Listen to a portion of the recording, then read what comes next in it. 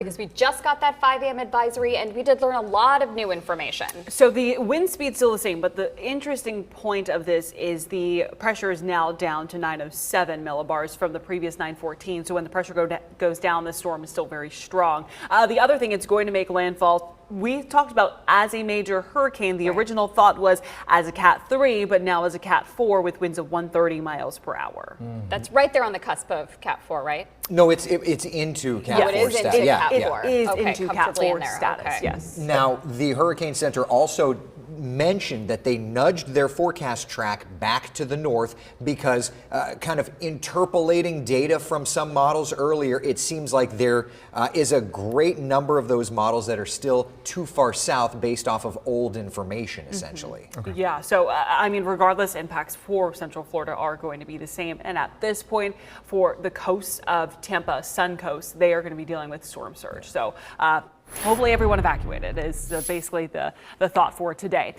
In Hurricane Milton, winds of 160 miles per hour, Cat 5 hurricane, pressure down to 907 millibars. The speed has picked up a bit to about 14 miles per hour out of the northeast instead of 12 miles per hour. Here is that track from the National Hurricane Center. They are still saying that there could be some wind shear that weakens this later on this afternoon to a Cat 4 hurricane, but it's only by 10 miles per hour. It's 150 miles per hour by Wednesday afternoon. So this afternoon and then making landfall later tonight, early tomorrow morning as a Category 4 hurricane with winds of 130 miles per hour. And then moving through parts of our coastline by Thursday afternoon as a Category 1 hurricane and then off the coast as a tropical storm by Friday morning.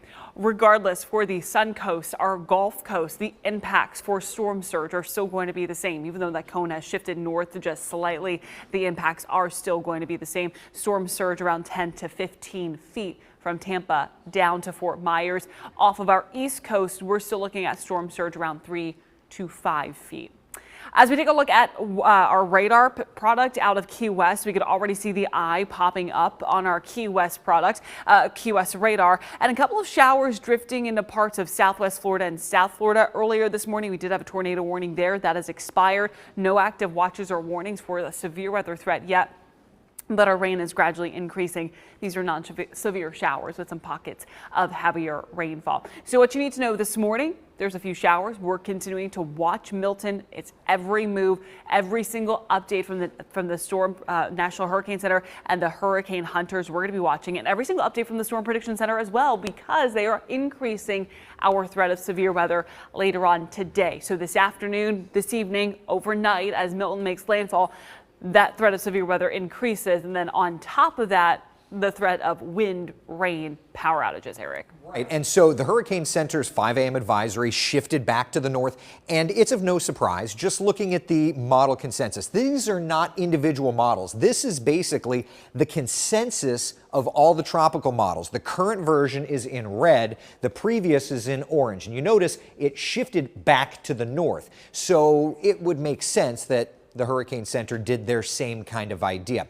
Based on this, we are staying with our impacts for Central Florida. This does not change. We think our central areas, our metropolitan areas, Orlando, Kissimmee, Winter Haven, Claremont, Groveland, Mascot, Leesburg, over to the shoreline from about New Smyrna Beach and Daytona Beach down to, say, Titusville, Merritt Island, Palm Bay, Grant, Valcaria, Mico, even over to Barefoot Bay. These are areas that are expecting now to see running 75, 85, even up to about 100, 105 mile per hour winds from Milton. That's a significant hurricane moving through our area. Our northern spots, a little further outside of the core of hurricane winds, you'd be into tropical storm, strong tropical storm, but tropical storm force winds, 60, 70 mile per hour winds. So DeLand, Lake Helen, Orange City, the villages, back over to say Tavares, Ocala, the Ocala National Forest, those kinds of spots. And then again,